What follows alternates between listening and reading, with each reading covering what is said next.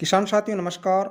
अभी जीरे व इसबगोल के भावों ने कृषि व व्यापार जगत में भारी तेल का मचा रखा है।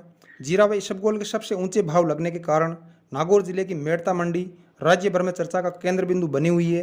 आइए इसबगोल के वर्तमान भाव, देश भर में इसबगोल के उत्पादन व निर्यात के मद्देनजर इसबगोल के भविष्य के भावों का तथ्यात्मक विश्लेषण करते हैं। इस वर्ष इसबगोल के उत्पादन में कमी व विदेशों से भारी मांग के चलते मंडियों में भारी आवक होने के बावजूद इसबगोल के भाव लगातार बढ़ रहे हैं। मेड़ता मंडी के पिछले 10 दिनों के इसबगोल के बढ़ते भावों को जानकर हम भविष्य के भावों का आकलन कर सकते हैं। मेड़ता मंडी में 4 अप्रैल को इसबगोल के अधिकतम भाव 19,750 रुपये, 5 अप्रैल को 20,311 रुपये, 6 अप्रैल को 21,000 रुपये, 7 अप्रैल को 21,400 रुपये, 10 अप्रैल को 21,900 रुपये व 12 अप्रैल को मात्र एक ही दिन में 4,000 की छलांग लगाकर इसबगोल 25,926 रुपये पर पहुंच गया, जो इसबगोल का आज तक का सबसे ऊंचा भाव है। कल 15 अप्रैल को इसबगोल में कुछ नरमी दिखी व अधिकतम बोली 24,351 रुपये लगी।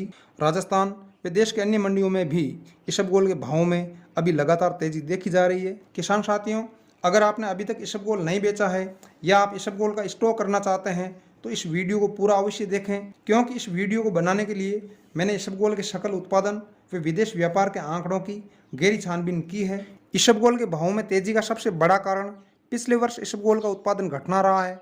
रबी सीजन 2022 में देश भर में इसबगोल का उत्पादन 21 लाख बोरी हुआ था, जबकि खपत 27 लाख बोरी हुई थी। इस 6 लाख बोरी अधिक खपत की भरपाई करने के कारण व्यापारियों का रिजर्व स्टॉक पूर्ण रूप से खत्म हो चुका था।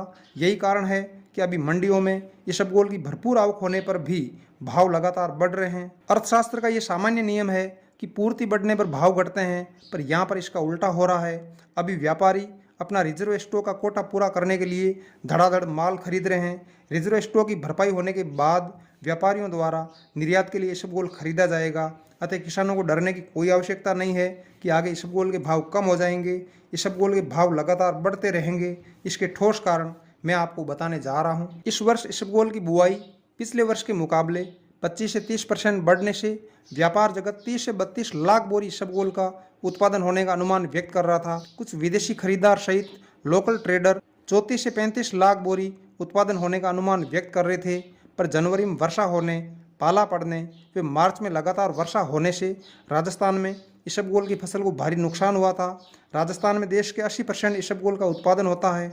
खराब मौसम से राजस्थान में 25 से 35% तक उत्पादन गिरा है। गुजरात में 2 लाख बोरी उत्पादन का अनुमान था, पर अब गुजरात में भी 30% फसल कम होने का अनुमान है। मध्य प्रदेश में भी मार्च में वर्षा होने से इसबगोल को भारी नुकसान पहुंचा है। कुल मिलाकर इसबगोल की फसल को इस वर्ष प्रतिकूल वातावरण से 30% से अधिक नुकसान हुआ है, जिसके कारण अब इसबगोल की फसल 23 लाख बोरी आने का अनुमान है। इससे अधिक उत्पादन की संभावना बहुत ही कम है। देश व दुनिया में इसबगोल की वार्षिक ज़रूरत 28 से 30 लाख बोरी की है, जिसमें से 24 से 25 लाख बोरी इसबगोल का निर्यात होता है और 4 से 5 लाख बोरी का उपयोग देश की दवा निर्माण व अन्य कंपनियों द्वारा किया जाता है। वार्षिक मांग 28 से 30 लाख बोरी होने व उत्पादन 23 से 24 लाख बोरी होने से मांग व पूर्ति में 4 से 6 लाख बोरी का अंतर बना हुआ है।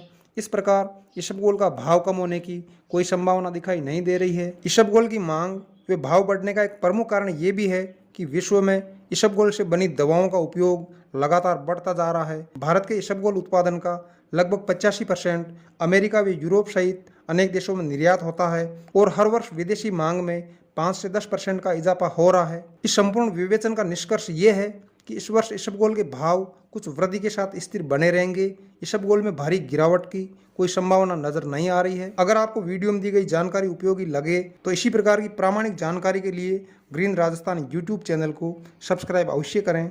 वीडियो में अंत तक बने रहने के लिए शुक्रिया। बहुत बहुत धन्यवाद।